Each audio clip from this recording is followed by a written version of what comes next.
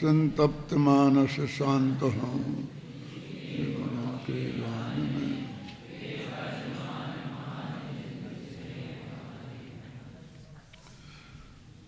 इस स्थूल रूप से भेद विज्ञान की बात करते हैं तो जो निश्चय व्यवहार नए हैं उन नयों के आधार पर 4 प्रकार के व्यवहार का निषेध करके निश्चय पर जाते हैं। और उसमें फिर सब पहला ग्रुप है स्त्री पुत्र मकान जायदाद रुपया पैसा नगर देश गांव, जिसे हम उपतरत असद्भुत व्यवहार नय का विषय कहते हैं। तो इनसे भगवान आत्मा भिन्न है, इनमें ही हम अपना भगवान आत्मा को मान लेते हैं। ये अज्ञान है और इसे भिन्न जानकर उस आत्मा में अपनापन करने का नाम सम्यक दर्शन है, ये सम्यक ज्ञान है। फिर दूसरे ग्रुप में शरीर को लेते हैं और फिर तीसरे ग्रुप में राग को लेते हैं, फिर चौथे ग्रुप में भेद को लेते हैं। इस तरह ये 4 चीज़ों में अपनापन करने वाले, इनका कर्ता भोक्ता मानने वालों का निषेध करके और अपने में जो त्रिकाली ध्रुव भगवान आत्मा है अपनापन करने वाले और उसमें ही कर्तृत्व भोक्तृत्व करके उसको सम्यक दृष्टि ज्ञाति धर्मात्मा मानते हैं। इस वजह से उन सबसे पृथक करने के लिए ये बार बार ज्ञान मात्र कहते थे। और ज्ञान मात्र कहने में स्त्री पुत्रादिक छूटते थे, वैसे देह छूटती थी, राग छूटता था और फिर गुण भेद भी छूटता था। तो गुण भेद छूटता था तो और कहते थे ज्ञान मात्र।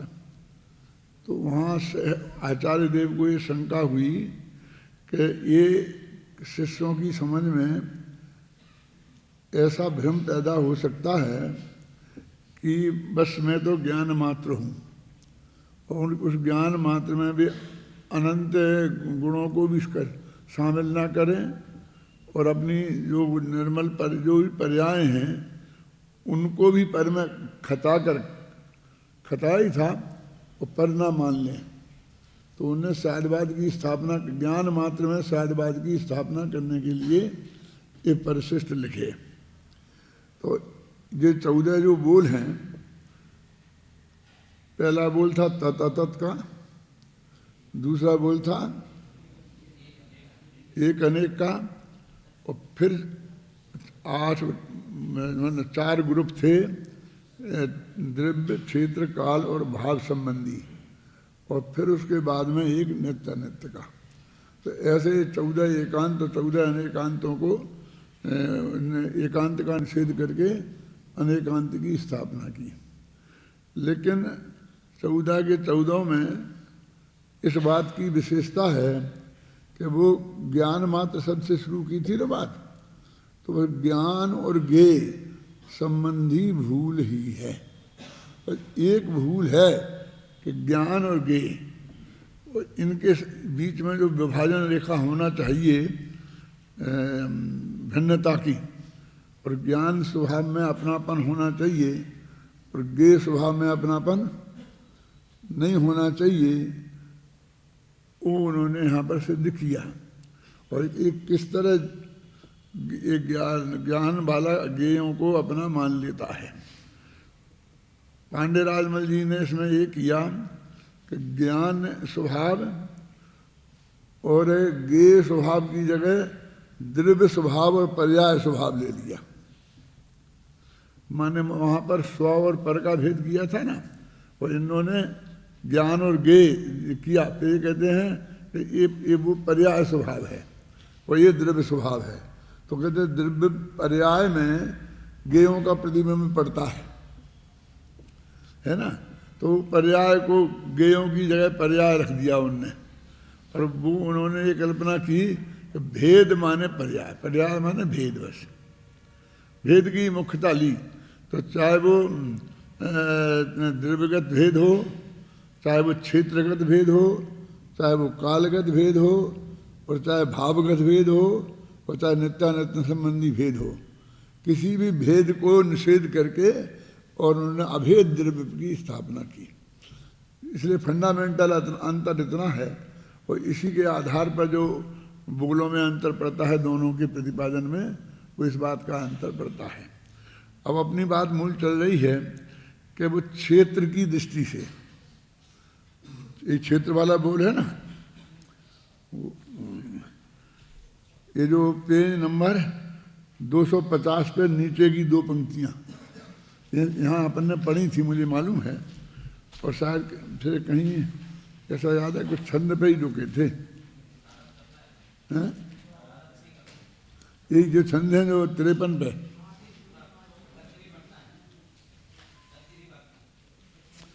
तकरीबन, हाँ हाँ, तो ये इनकी चर्चा अपन ने कल शुरू की थी। तो अब थोड़ा बहुत भ्रम है, मैं तो ये सारा जो प्रकरण है ये पूरा पढ़ने के लिए छोड़ दिया था और कहा था अपन अगले से पे जाएंगे, इस पे पेज नंबर 263 पे पढ़ाएंगे, ऐसा बोला था मैंने, है याद? कोई बात नहीं है, अपन वहाँ से फिर चलते हैं, ज़्यादा अंतर नहीं है। आप थोड़े घर पे पढ़ें तो वो ख्याल में बात आ सकती है, इसलिए मैं बाद में रोजाना बताता हूँ। अब यदि यही पढ़ना है तो ये पढ़ो फिर 254-55, हाँ, हिंदी के ही पढ़ लो।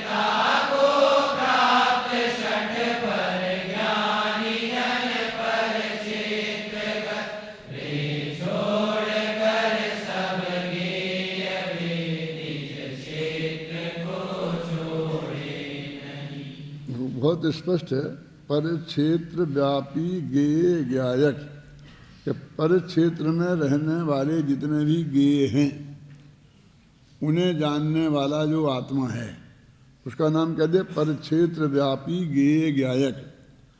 तो पर क्षेत्रगत गेयों को जानने वाला आत्मा को ही हमने पर क्षेत्रमय मान लिया।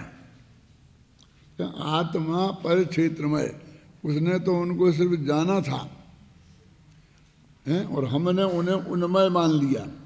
कि यह मान कर निज क्षेत्र का अपलाप करते अज्ञजन, और पर क्षेत्र में इतना वो मशगूल हो गया, लीन हो गया कि वो स्व क्षेत्र को भूल गया। अब वो पर क्षेत्र में अपनापन स्थापित करना, वो स्व क्षेत्र को भूलना, ये एकांत है, ये एकांत है। और इस एकांत को छोड़कर कि पर जो जान कर पर क्षेत्र को जानना तो छोड़े नहीं, और पर क्षेत्रमय होते नहीं, लेकिन पर क्षेत्रमय हो मत जाना है। जैसा कि वो टोडरमल जी का एक वाक्य है ना, कि वो मिलेच्छों का, मिलेच्छों की भाषा में तो समझा ना, शायद वो 8वीं गाथा में समय सार में है, लेकिन मिलेच्छ नहीं हो जाना। और आज हमारी समस्या ये हो गई है कि मिलेच्छ भाषा तो आती नहीं किसी को, लेकिन सब मिलेच्छ हो गए, पहनने में, ओढ़ने में, खाने में, पीने में। मैंने दो बातें हैं ना अलग अलग। वो ये कहते हैं कि भाई हमें आप विश्व से संपर्क रखना है तो हमें विश्व की भाषा जाननी पड़ेगी। और विश्व की भाषा आज अंग्रेजी बन गई है, कैसे बन गई, किसने बना दी, वो बातें जाने दें, अपने इतिहास में न जाएं। लेकिन उससे विश्व में कहीं भी चले जाते हैं तो वहाँ अपना काम चल जाता है। और कोई भाषा कितनी भी अधिक, वैसे तो सबसे ज़्यादा बोलने वाले हिंदी के हैं, 70 करोड़ से ज़्यादा लोग हैं। इसलिए जब मैं विद्यार्थियों को कहता हूँ कि दूसरी भाषा पर मोहित होते हैं, तो कहता हूँ कि यदि तुम्हें जन जन तक पहुँचना है, अधिकतम लोगों तक पहुँचना है, तो ये हिंदी भाषा ही काम आएगी। खैर, लेकिन वो अब अंग्रेजी भाषा का क्यों ऐसा है? विश्व में अंग्रेजी बोलने वाले उतने लोग नहीं हैं जितने हिंदी बोलने वाले हैं। क्यों? कि यहाँ से जाएगा तो सबसे पहले वो कहीं साइकिल से तो जाएगा नहीं, स्कूटर से तो जाएगा नहीं, प्लेन से जाएगा। अब वो प्लेन में जितने भी व्यवस्थापक होंगे नीचे से ऊपर तक, वे सब अंग्रेजी जानने वाले होंगे। आप समझे ना? तो उसका काम अंग्रेजी के बिना नहीं चलेगा, और अपनी मातृभाषा में, किसी भाषा में बोले चाहे नहीं बोले। ऐसे ही जब विदेश जाएगा तो बड़े बड़े शहरों में पहुंचेगा, बड़े बड़े व्यापारियों से मिलेगा, तो वहाँ उस भाषा से उसका काम चलेगा। सर्विस में जाएगा, पढ़ लिख के जाएगा, वहाँ काम करेगा, तो सारी पढ़ाई उसमें विकसित हुई है। मूल किताबें उसमें मिलती हैं, जैसे भी अपना जैन धर्म की बातें सब संस्कृत में और प्राकृत में मिलती है ना, तो उन्हें पढ़ना जरूरी है।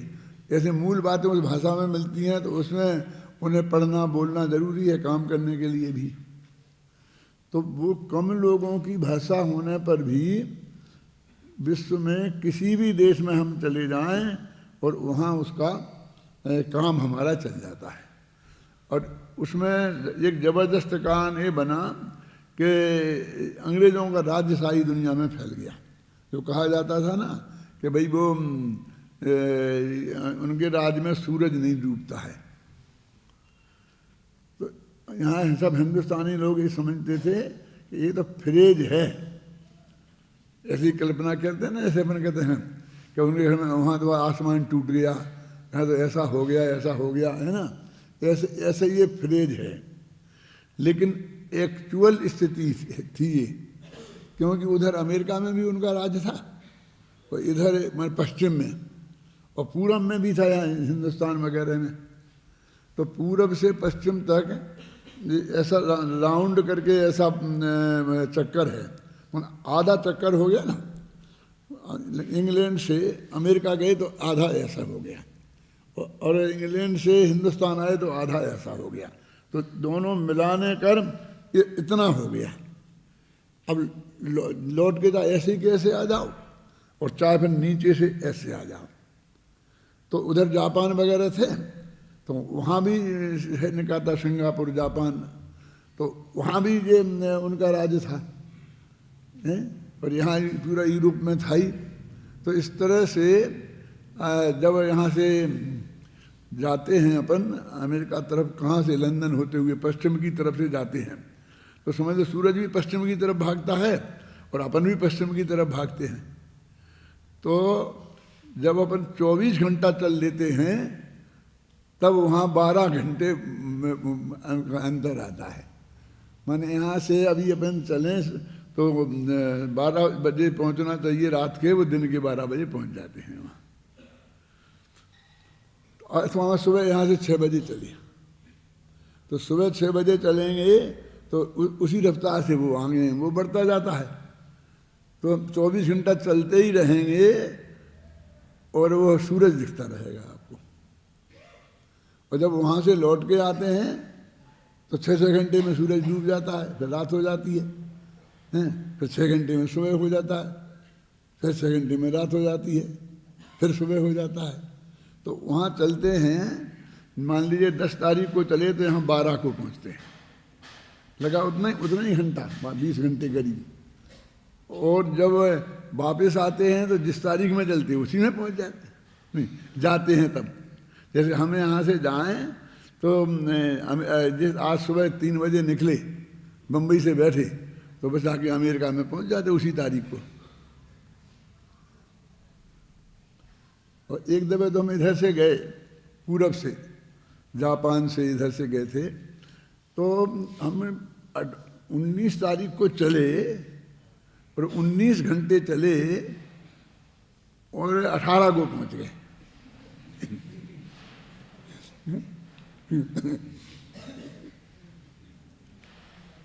तो बुद्ध से कहते थे लोग में कि हम उनका राज नहीं डूब, तो जब उनका राज नहीं डूबा तो उनने जिस भाषा में सारे विश्व में एडमिनिस्ट्रेशन किया, तो सारे ऑफिसर उसी भाषा के जानने वाले, डॉक्टर उसी के जानने वाले, वकील भी उसी के जानने वाले, जज भी उनकी उसी की भाषा में जानने वाले, तो उन्हें क्लर्क भी उसी भाषा को जानने वाले चाहिए थे। और ये क्लर्कों को सारी दुनिया में आज भी बाबू कहते हैं ना। तो वो जैसे यहाँ पर अंग्रेज लोग मुख्य कुर्सियों पर बैठे रहते थे, मजिस्ट्रेट है, जज है तो अंग्रेज लोग ही होते थे, कलेक्टर है तो अंग्रेज ही होता था, और फिर उसके नीचे जितने जितने होते थे वे हिंदुस्तानियों को पढ़ाकर पर 10वीं क्लास तक मैट्रिक में, और फिर अंग्रेजी में थोड़ा ट्रेंड करके बस इतनी अंग्रेजी कि जिससे भी अपने क्लरिकल काम निकाल लें उनसे, और उन सबको बाबू बोलते थे। तो एक ग्रुप है हर समाज में, एक ग्रुप बाबुओं का खड़ा हो गया। जब हम लोग तुमसे भी छोटी उम्र में थे तब इस हिंदुस्तान में पंडितों में 2 पार्टियां बन गई थी, एक का नाम था बाबू पार्टी और एक का नाम था पंडित पार्टी। इस नाम से ही पार्टियां थी, आप सोच भी नहीं सकते हो। यानी वो जो बाबू लोग थे जो थोड़ी बहुत अंग्रेजी जानते थे, जो क्लर्की करते थे और थोड़ी बहुत अंग्रेजी बोलते थे, और धीरे धीरे ये सूट पैंट पहनने लग गए थे, क्योंकि अंग्रेजी लोगों ने अनिवार्य कर दी ड्रेस, और ड्रेस अनिवार्य कर दें तो इस ड्रेस में तुम्हें आना पड़ेगा, तो बस वो ड्रेस उनको पहन के जानी पड़ती थी। तो वो एक बाबू लोगों की पार्टी हो गई और एक पंडितों की। पंडित लोग वो थे जो अपने जैन विद्यालय थे उनमें गोपालदास जी बरैया वगैरह ने उनमें पढ़ा लिखा के तैयार किए थे। वे भारतीय संस्कृति में धोती कुर्ता पहनते थे, टोपी लगाते थे, पहले पगड़ी बांधते थे, वे टोपी लगाने लग गए। तो वो बाबू लोग मतलब नया तो नहीं, हमको सब ये करना चाहिए, ये अच्छा है, इससे धर्म का कोई नुकसान नहीं, धर्म फैलेगा दुनिया में। और वो पंडित लोग कहते कि नहीं नहीं, ये सब मिलेच्छ भाषा है, ये मिलेच्छ खान पान है, ये ऐसी ड्रेस भी नहीं अपनाना चाहिए, वो सब इस तरह का बहुत चलता था। और जो प्राचीनता से जकड़े रहना चाहते थे वो पंडित पार्टी थी, और जो उसमें बहुत बदलाव चाहते थे वो बाबू पार्टी थी। पंडित पार्टी में हमारे गुरुजी जैसे लोग बहुत थे उस वक्त, मक्खन लाल जी मतलब, वो पार्टी थी। और बाबू पार्टी में जुगल किशोर मुख्तियार, मेरी भावना वाले हैं, ऐसे लोग थे जो स्वाध्यायी विद्वान बन गए थे, यानी जिन्होंने विधिवत नहीं पढ़ा था विद्वानों से, वो संस्कृत प्राकृत के इतने बड़े विद्वान नहीं थे, लेकिन स्वाध्याय कर करके, और जैसे बैरिस्टर चंपत राय, तो वो अंग्रेजी के भी अच्छे विद्वान थे, वो बैरिस्टर थे ना, और फिर यहाँ से जैन धर्म का भी अध्ययन कर लिया था, तो समय सार वगैरह की, प्रवचन सार की इन्होंने अंग्रेजी में उस वक्त टीकाएँ लिखी थी।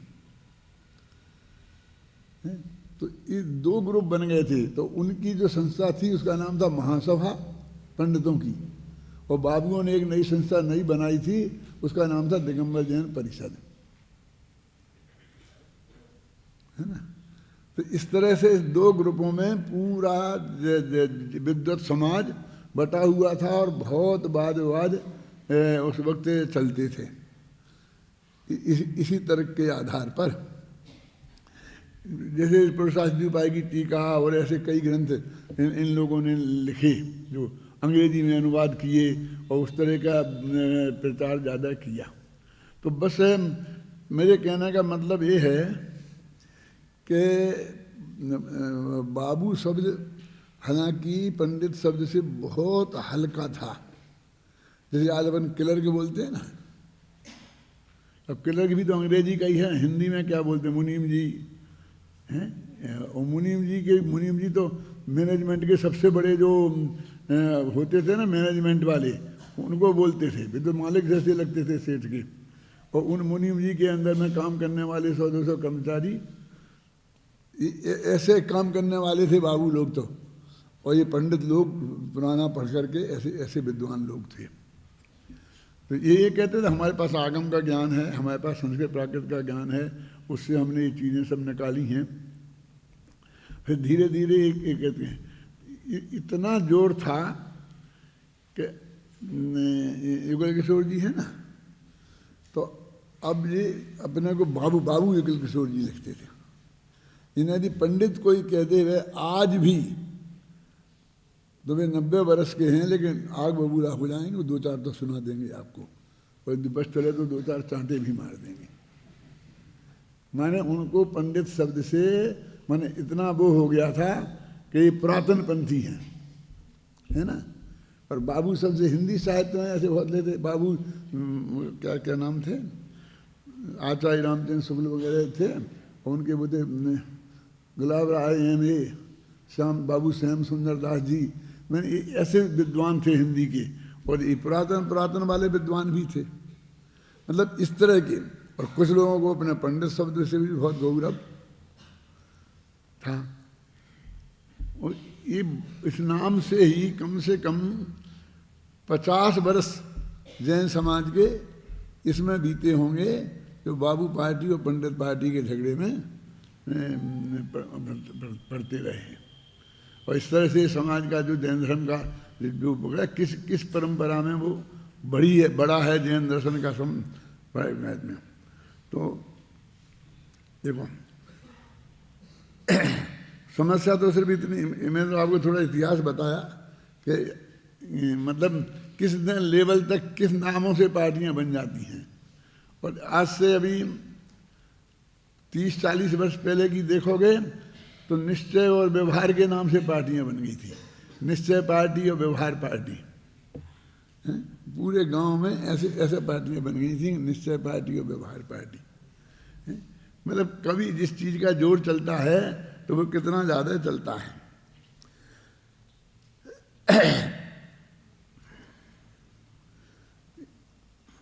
निज क्षेत्र का जो जान कर पर क्षेत्र को पर क्षेत्रमय होते नहीं, मतलब पर क्षेत्र को जानना तो छोड़े नहीं, और पर क्षेत्र से अपने को भिन्न जाने।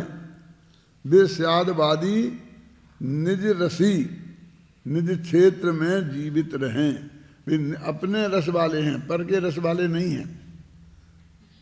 अब दूसरे मैं ही रहूं निज क्षेत्र में, इस भाव से पर क्षेत्रगत। वो इतनी जोर से बढ़ जाती थी बात कि उन्हें डर लगता था कि मैं पर क्षेत्रगत ना हो जाऊं। मैं उदाहरण के तौर पे दिया था ना कि उनको लगता एक दफे कोई पंडित जी कह दे तो उन्हें लगता था कि नहीं मुझे लोग पंडित पार्टी का ना समझ लें, मुझे बाबू पार्टी का ही समझना चाहिए। क्या एक बात ऐसी भी थी कि पंडित लोग समाज में पढ़कर तैयार होते थे तो उनको कोई गवर्नमेंट की नौकरी तो मिलती नहीं थी, तो वे समाज की ही नौकरी करते थे, तो बहुत कुछ समाज पर ही निर्भर रहते थे। और बाबू लोग सब क्लर्क थे लगभग, कोई छोटे क्लर्क होंगे, कोई बड़े क्लर्क होंगे, थोड़े सीनियर होते जाते हैं, जूनियर होते जाते हैं ऐसे। तो उनकी आजीविका स्वतंत्र थी और उन्हें कुछ ज़्यादा अच्छे पैसा मिल जाते थे। आज भी होता है ना, उन क्लर्कों को अभी बैंक के चपरासियों को भी इतनी तनख्वाह मिल जाती है कि यहाँ बड़े से बड़े पंडित को नहीं मिलती थी। ऐसे भी दिन बीच में आए, ऐसे दिन भी बीच में आए कि वहाँ पर एक चपरासी की जो तनख्वाह बैंक में थी, ये सब बैठे हैं ना कुर्सियों पे, ये सब ऐसे ही बैंक की सर्विस वाले लोग हैं। उस जमाने में बैंक में जाना, बस बैंक में जाना, क्योंकि बैंक की सर्विस छोटी से छोटी चपरासी की भी मिलेगी तो अच्छे पैसा मिलेंगे। आप समझेंगे ये तो ऐसी दृष्टि वाले लोग थे। तो वो दोनों के ग्रुप में ऐसा लगता है जैसे कांग्रेसी को लगता है मुझे भारतीय जनता पार्टी वाला ना मान लिया जाए, और जरा सी बात यदि हिंदुत्व की करे तो उसे डर लगता है कि मुझे भारतीय जनता पार्टी का नाम मान लिया जाए। और वो दूसरा आदमी उसका जरा भी सांप्रदायिकता का विरोध करे हैं तो उन्हें ये डर लगता है कि मुझे ऐसा ना मान लिया जाए कि मैं कांग्रेसी हूँ। और जब लोकप्रियता का फर्क पड़ता है ना, जैसे मान लीजिए भारतीय जनता पार्टी जीती तो लोग फिर धीरे धीरे उसमें से कट के उधर पाला बदलने लगते हैं, यदि वो जीते तो वहाँ से कर के इसमें वे पाला बदल बदल के आते हैं। तो ऐसा उस वक्त पंडितों में भी होता था, बाबुओं में भी होता था। बाबू से पंडित बन जाते थे और पंडित से बाबू बन जाते थे। तो और कुछ लोग उसमें इतना कट्टर थे कि निरंतर उन्हें ये भय रहता था कि हम पंडित ना मान लिए जाएं, ख्याल में। तो ये देखो यहाँ लिखा, क्या पढ़ रहा था मैं, जो जान कर पर क्षेत्र को पर क्षेत्रमय होते नहीं, ये तो पढ़ लिया। मैं ही रहूं निज क्षेत्र में, इस भाव से पर क्षेत्रगत जो गे उनके साथ गायक भाव भी परित्याग कर। वो कहते हैं कि मुझको पर क्षेत्रगत नहीं मान लिया जाए, मैं स्वक्षेत्र में ही रहूं, तो ये पर को जानना ही नहीं, क्योंकि जानूंगा तो मुझे पर क्षेत्रगत मान लिया जाएगा। उनने तो निषेध ये किया था कि स्वयं को पर क्षेत्रगत नहीं मानना, जानना। तो मैं आपको बता रहा था ना कि धीरे धीरे क्या हुआ कि वे बाबू रहे ना, बाबू लोग, तो अंग्रेजी तो उनकी कमज़ोर होती गई। जब भारत स्वतंत्र हुआ तो बहुत कामकाज हिंदी में होने लग गया सब जगह, घरों में वही बोली जाती थी, बाजार में भी बोली जाने लग गई। तो वो अंग्रेजी ज्ञान तो उनका बहुत ही कमज़ोर हो गया। कैसे कमज़ोर हो गया? वो सिर्फ अपने काम वाला अंग्रेजी जानते हैं। बैंक वाला बैंक की अंग्रेजी जानता है, डॉक्टर अपनी डॉक्टरी की अंग्रेजी जानता है, वकालत अपने वकील की अंग्रेजी जानता है, लेकिन और बाकी दूसरे क्षेत्र की अंग्रेजी नहीं जानता। बस जितना उसका काम है ना सुबह से शाम तक, वो अपने काम में हो गया परफेक्ट। अब फिर अंग्रेजी भाषा की विज्ञता तो कम हो गई और ड्रेस आ गई पक्की। अभी ऑफिस की जो ड्रेस थी वो धीरे धीरे घर की भी बन गई।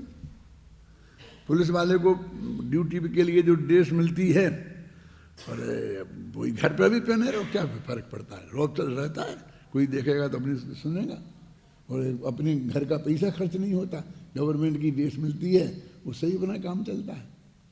तो धीरे धीरे घर में भी वो उसी ड्रेसों में आ गए जो ऑफिसों में जिनकी ड्रेसें थी, समझ गए ना। तो वे अंग्रेज तो हो गए, फिर वे चम्मचों से खाने लग गए, घरों में डाइनिंग टेबल आ गई। मतलब धीरे धीरे वो आचरण से तो वे सब अंग्रेज हो गए, और भाषा से अंग्रेज नहीं रह पाए। भाषा से होना था, मानी मिलेच्छ भाषा में समझना समझाना था, और मिलेच्छ नहीं होना था, जाना था। अंतर समझ में आ गया ना वो, कि मिलेच्छ मत हो जाना, मिलेच्छ भाषा की विशेषज्ञता प्राप्त करना, नहीं मिलेच्छ नहीं हो जाना। लेकिन वो मिलेच्छ तो हो गए, आचरण तो सब मिलेच्छों जैसा हो गया, और भाषा चली गई। फिर ऐसे मान लो पंडितों का जोर चला तो ड्रेस तो अप टू डेट, टोपियाँ आ गई एकदम नौकदार बढ़िया, कुर्ता आ गया, जी आ गया, पजामा आ गया, पहन करके एकदम अप टू डेट हो गई ड्रेस तो। और पांडित्य तो संस्कृत प्राकृत भाषा और वो जो उसका गहरा ज्ञान था वो सब चला गया। तो धीरे धीरे वो पंडित और सेठ दोनों एक से ही हो गए। वो सूट पैंट वाला ही पंडित भी हो गया, और वो भी सूट पैंट वाला तो हो गया, और पंडित तो नाम रखा ही रहा, लेकिन पंडिताई गायब हो गई। ये बात मैं आपको समझा रहा था। तो उनको बहुत वो सीमा रेखा बनाए रहने के लिए ये बहुत सावधान रहना पड़ता है। कभी कभी वो सावधानी इतनी अधिक बढ़ जाती है कि अपर पक्ष का मिथ्यात्व हो जाता है, अपर पक्ष का एकांत हो जाता है। तो देखो ये है वो कौन सा, मैं ही रहूं निज क्षेत्र में, इस भाव से पर क्षेत्रगत जो गे उनके साथ गायक भाव भी परित्याग कर, कि जिसने उनको जाना वो भी उन गे में डालोगे, झगड़ा खत्म, वो भी मैं नहीं। तो ये उधर का एकांत हो गया ना। पहले तो गेयों को अपने में मान लिया था, तो पर की नास्ती का अभाव हो गया था। और अब अपने आत्मा को भी ज्ञेयों में डाल दिया, ज्ञान को भी, ज्ञान उस पर्याय को, तो ये नास्ति का इनकार हो गया। पर द्रव्य से नास्ति है और स्वद्रव्य से अस्थि है। ऐसे पर क्षेत्र से नास्ति है और स्व क्षेत्र से अस्थि है। तो ये सारे बोल अस्थि नास्ति पे ही घटित हो रहे हैं। जैसे अपन कहते हैं ना, एक नित्या आत्मा नित्य है, अनित्य है, नित्यानित्य है, अवक्तव्य है, कथनचित नित्य है, कथनचित अनित्य है, कथनचित नित्यानित्य है, ऐसे ये बोल है ना, फिर ऐसे एकानेक पे भी घटाते हैं। लेकिन वो कहते हैं असली बोल सब ये अस्थि के हैं। है लग रहा है ना। जैसे पर क्षेत्र में गत ज्ञेयों को जाना, तो पर क्षेत्रगत ज्ञेयों को जानने से एक गलती क्षेत्रगत गलती हुई। पर कालगत ज्ञेयों को जाना तो वो कालगत वाली गलती हुई। लेकिन वो उस किया दोनों ने क्या कि ऐसा जानकर अपने अस्तित्व का निषेध किया और अपने नास्तित्व का निषेध किया। निषेध तो हर जगह अस्थि नास्ति का ही हो रहा है। तो गुरुदेव के प्रवचन में आपने सुना होगा शांति जी कई जगह कि वो ये कहते हैं कि ये तो कहते हैं कि नहीं ये भी सच्चा और वो भी सच्चा, ऐसा अनेकांत नहीं है। ये सच्चा है और वो सच्चा नहीं है, ऐसा अनेकांत है। जैसे गुरुदेव के प्रवचनों में कई दफे आता था। हमको भी लगता था जब हम कोई पुराने पंडित थे ना, तो हमको भी ऐसा लगता था कि ये कैसे फूसड़ी भाई, ये कहते ये है ही नहीं, यदि अपने यहाँ तो प्रमाण सब भंगी है ना कि ऐसा भी है और ऐसा भी है। और ये कहते नहीं ऐसा है और ऐसा नहीं है, ऐसा अनेकांत लगाओ। अब देखो ये पढ़ा था ना कि हर जगह वही अस्थि नास्ति ही लगा रहा है एक तरीके से, है ना। मैं हुई रहूं निज क्षेत्र में इस भाव से पर क्षेत्रगत, जो ज्ञेय उनके साथ ज्ञायक भाव भी परित्याग कर हो तुच्छता को प्राप्त। तब ज्ञायक भाव भी छोड़ दिया तो तुच्छ रह गए। पर हो तुच्छता को प्राप्त कौन? सठ है। पर ज्ञानी जन पर क्षेत्रगत, पर ज्ञानी जन पर क्षेत्रगत ज्ञेयों को तो छोड़कर सब ज्ञेय, पर क्षेत्रगत सब ज्ञेयों को छोड़कर और निज क्षेत्र को छोड़े नहीं। और निज क्षेत्र को छोड़ते नहीं हैं, तो इस तरह से एक को छोड़ते हैं तो एक की अस्थि, और एक को छोड़े नहीं उसकी नास्ति। वो अस्थि नास्ति पर ही उन्होंने क्षेत्र वाला घटित किया। अब मैंने समझ लो पूरा जो 8-10 पेज हैं आगे सब पढ़ा दिए। इसमें यही है, पढ़ना अपने आराम से शांति से तो सब ख्याल में आएगा।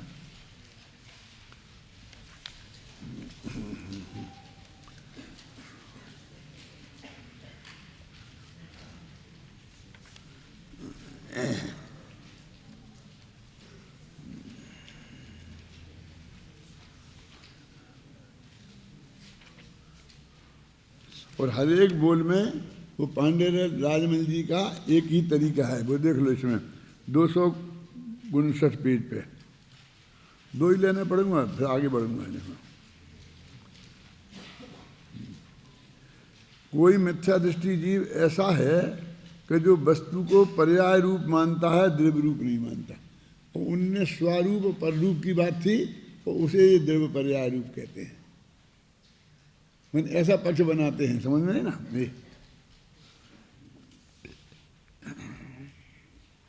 इसलिए जितना समस्त वस्तु का आधारभूत प्रदेश पुंज है उसको जानता है ज्ञान, और जानता हुआ उसकी आकृति रूप परिणमा है ज्ञान। इसका नाम है परक्षेत्र है, और उस क्षेत्र को ज्ञान का क्षेत्र मानता है। एकांतवादी मिथ्या दृष्टि जीव उस क्षेत्र से सर्वथा भिन्न है, चैतन्य प्रदेश मात्र ज्ञान का क्षेत्र है, उसे नहीं मानता। पर उसी चीज को इन्होंने द्रव्य और पर्याय पर घटित किया है। और ये जो छंद है ना फिर बनारसी दास जी के पेज नंबर 260 पे, वे छंद ये सब इस तरह के हैं। कैसे जो भी उद्रव और पर्याय पर घटित करके बताने वाले। पढ़ो इन छंदों को पढ़ो।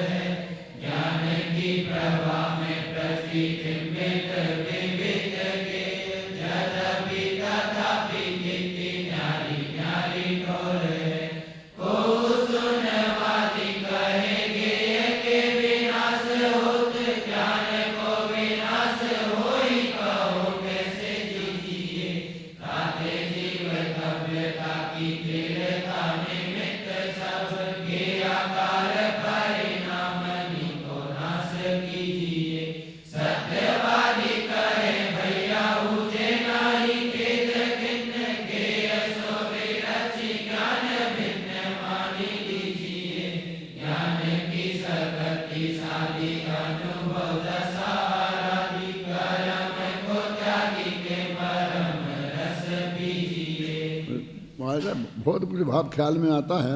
फिर कुछ अज्ञानी लोग कहते हैं कि जितना ज्ञेय का क्षेत्र है, उसी इन्हीं का अर्थ पढ़ रहा हूं, उतना ही ज्ञान है। उतना ही ज्ञान है माने ज्ञान का क्षेत्र है, उससे कम और अधिक नहीं। इस प्रकार वे ज्ञान को तीनों काल में पर क्षेत्रगत से व्याप्त होकर परिणमित मानते हैं और अपने आत्मा के स्वरूप को पहचानते नहीं हैं। उनके सदा ऐसी मिथ्या मान्यता का दौर ही चलता रहता है। स्यादवादी ज्ञानी जिनधर्मी तो कहते हैं कि ज्ञेयों में व्याप्त नहीं होने वाला जगत शिरोमणि ज्ञान ही जीव की सत्ता प्रमाण है। तात्पर्य यह है कि जितनी और जहाँ जीव की सत्ता है, ज्ञान भी उतना ही और वहाँ ही रहता है। यद्यपि ज्ञान की प्रभा में, ज्ञान के आलोक में अनेक प्रकार के अनेक ज्ञेय झलकते हैं, तथापि ज्ञेय और उन्हें जानने वाला ज्ञान की सत्ता जुदी जुदी है। कोई शून्यवादी कहता है कि ज्ञेयों के विनाश होने पर ज्ञान का भी विनाश हो जाता है। अब आप ही बताइए कि हम कैसे जिए। इसीलिए जीव के जीवन के लिए ज्ञेय रूप निमित्तों के आधार से होने वाले ज्ञेयाकार प्रणमन का नाश किया जाना चाहिए।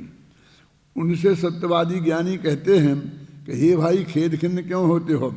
ज्ञेयों से विरक्त उन्हें जानने वाले ज्ञान को उनसे भिन्न स्वीकार कर लीजिए। ज्ञान की शक्ति का साधन करके, अनुभव दशा की आराधना करके, सब प्रकार शुभाशुभ भाव रूप कर्मों का परित्याग करके परमानंद का रस पीजिए। या क्या ये दोनों का है। उक्त संपूर्ण कथन में मूल बात यह है कि ज्ञान स्वभावी भगवान आत्मा के ज्ञान में पर क्षेत्रगत ज्ञेय झलकते हैं और उन्हें देखकर यह अज्ञानी जीव या तो स्वयं को पर क्षेत्रगत मान लेता है या पर क्षेत्र को निज रूप मान लेता है। इसकी यह मान्यता ही अज्ञान है और एकांत है। ये देखो, प्रवचनसारी में आया ना, वही यह आत्मज्ञान प्रमाण है और ज्ञान ज्ञेय प्रमाण है ज्ञेय लोकालोक। इस विधि सर्वगत यह ज्ञान है। तो ज्ञान को सर्वगत कह दिया, लोकालोक ज्ञेय है तो लोकालोकगत कह दिया। अब वे कहते वास्तविक स्थिति क्या है? मैं सर्वगत हूँ कि मैं आत्मगत हूँ? तो एक ऐसा मत है भारतीय दर्शनों में कि जो भगवान को सर्वगत मानता है, वो जो कुछ जगत में दिखाई देता है वो सब भगवानमय है। सिया ब्राह्मय सब जग जानी, सर्वम खदुमलम ब्रह्मा नेह नानास्ति किंचना। ऐसा मानने वाले ऐसे जगत में जो लोग हैं। और ये कुछ ऐसा मानते हैं कि नहीं, बस वो तो जितना आत्मा है उतना ही ज्ञान है। क्योंकि ऐसा प्रश्न किया है कि ज्ञान गुण और आत्मा, यदि ज्ञान गुण को आत्मा से बड़ा मानेंगे तो मान लीजिए कि मनुष्य का अपना आकार है, इसमें आत्मा रहता है और ज्ञान गुण बड़ा है तो इसके बाहर भी रहेगा। तो कहते हो बाहर वो ज्ञान गुण को आश्रयभूत द्रव्य नहीं रहा, तो वो आश्रय के अभाव में वो नष्ट हो जाएगा।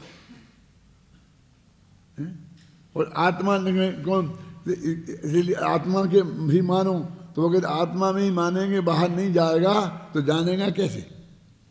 अब स्थिति ये है कि जानने कोई जाना कहते हैं। इस सारे व्याकरण शास्त्र का नियम है कि जितनी धातुओं का अर्थ टू गो माने जाना होता है, उन सब का अर्थ नियम से जानना होता है। अब क्षेत्र से क्षेत्रांतर गमन जीव और पुद्गल इन दो द्रव्यों का होता है, और उसमें आत्मा में एक क्षेत्र से क्षेत्रांतर जाता भी है और जानता भी है, पुद्गल जानता नहीं है। तो आत्मा में दो गुण हो गए, एक जाने के और एक जानने के, और पुद्गल में एक ही रहा। तो जब जब गमनार्थक धातुओं का प्रयोग पुद्गल के साथ होगा तब तब नियम से जाने के अर्थ में होगा, और जब जब आत्मा के संबंध में होगा तो जाना भी उसका अर्थ हो सकता है और जानना भी उसका अर्थ हो सकता है। तो जब जाने की बात आएगी तो कहेंगे तीन लोक के बाहर नहीं जा सकता कोई जीव, और मनुष्य मानसोत्तर पर्वत के बाहर नहीं जा सकता। लेकिन मनुष्य मानसोत्तर पर्वत के आगे की बात जानता तो है ना, है? क्यों नहीं जानता? केवली तो जानते ही है ना, लोकालोक को जानते हैं क्या नहीं जानते हैं? तो जब वो अलोकाकाश तक की भी जान लेते हैं तो मानसोत्तर क्या रह गया उनको। और जितने हमारे अरहंत और सिद्ध अरहंत भगवान हैं वो तो सब मनुष्य ही होते हैं, फिर तो उन्हें मानसोत्तर पर्वत के आगे नहीं जानना चाहिए। तो उनका जानना प्रतिबंधित नहीं है, लेकिन जाना प्रतिबंधित है। जाएंगे नहीं वो ढाई द्वीप के बाहर, जान तो सकते हैं। तो कहते हैं कि अब हमने सर्वगत, सर्वम गच्छति थी सर्वगत, और सर्वम अवगच्छति थी सर्वगत, सबको जाने सो सर्वगत और सब जगह जाए सो सर्वगत।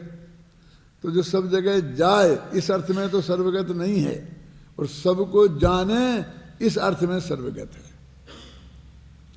अब भी दोनों में मान लेगा कि दोनों में नहीं मानेगा, इतनी सी बात है।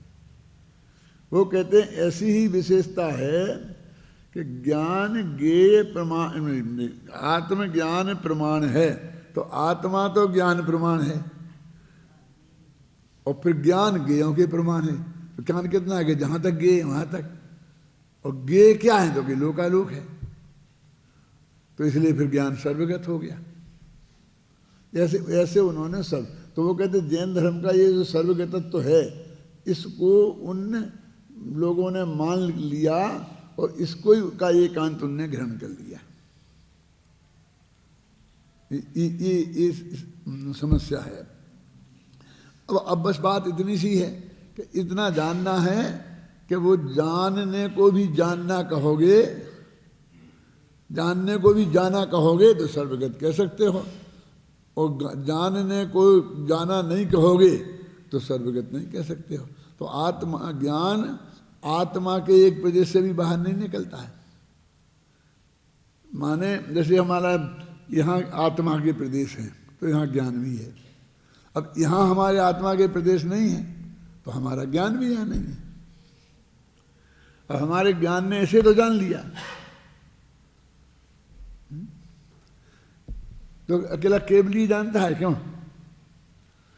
अपना मनुष्य जो है वो ढाई द्वीप के बाहर, क्योंकि केवली तो बिना जाए जान लेता है, तो अपन लोग तो बिना जाए नहीं जान सकते हैं। अमेरिका जाना पड़ता है ना अमेरिका को जानने के लिए, कि नहीं भाई तुम भी जानते हो, अमेरिका भले ही तुमने जाके जाना होगा, लेकिन बिना जाए भी तुम जानते थे कि अमेरिका है।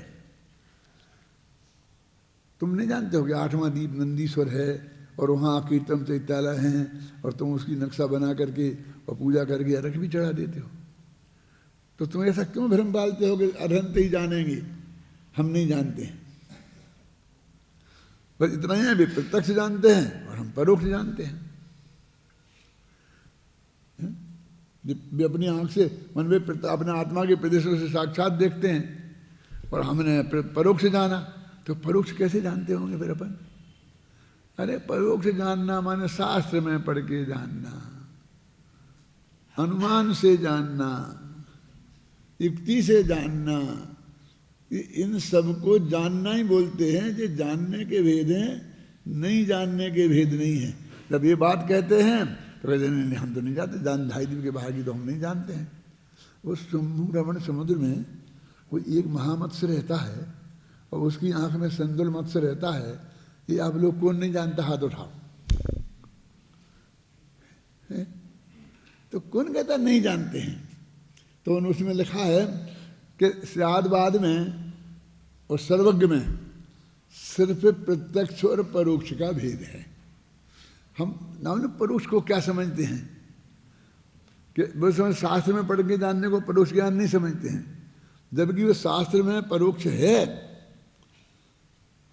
प्रत्यक्ष परोक्ष इसी का नाम परोक्ष है। अनुमान से जानने का नाम परोक्ष ज्ञान है। देखो, मति श्रुत अवधि, मति श्रुति, ये 2 ज्ञान परोक्ष है ना।